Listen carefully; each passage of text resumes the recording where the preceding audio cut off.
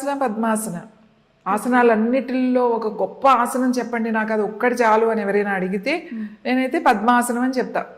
పద్మాసనం వచ్చిందంటే ఇక అంతకన్నా అడ్వాన్స్డ్ ఆసనాలు ఏమీ లేవు. మిగతాయన్నీ మనం వేరే చేస్తాం అంతే. సో ఆసన సిద్ధి రావాలి. ఆసన సిద్ధి అంటే నువ్వు కూర్చోగలగాలి.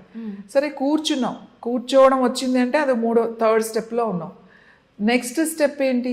శ్వాస. నువ్వు ఎప్పుడైతే నీ వెన్నెముకను నిటారుగా పెట్టి నువ్వు కూర్చోగలుగుతావో ఎక్కువసేపు, అప్పుడు నువ్వు శ్వాస ప్రాణాయామం కనుక చేసినట్లయితే నీ నాడులన్నీ యాక్టివేట్ అవుతాయి. నువ్వు కూర్చోలేవు అని అనుకున్నప్పుడు నీ ప్రాణాయామం చేయడం వల్ల ఉపయోగం ఏమి ఉండదు పెద్దగా. ఊరికే శ్వాసాయామం అవుతుందన్నమాట, ప్రాణాయామం అవ్వదు అది. సో ప్రాణాయామం అంటే ఏంటి అంటే, ఎందుకు చేయాలి ప్రాణాయామం అంటే నీ ఆయుష్ పెంచుకోవడానికి, అంటే శ్వాసల్ని తగ్గించుకోవడానికి. శ్వాసలు తగ్గితే మీ ఆయుష్ పెరుగుతుంది, శ్వాసలు పెరిగితే ఆయుష్ తగ్గుతుంది.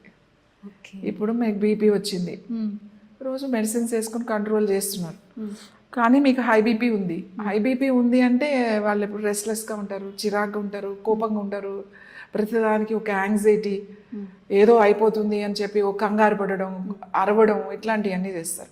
సో ఎప్పుడు ఇలాంటి మూడ్లోనే వాళ్ళు ఉంటే వాళ్ళ శ్వాసలు పెరుగుతాయి. మీకు కోపం వచ్చింది అనుకోండి, శ్వాసలు ఇట్లా బలంగా తీసుకుంటారు అన్నమాట అనేసి శ్వాసలు ఇట్లా చేసేస్తూ ఉంటారు.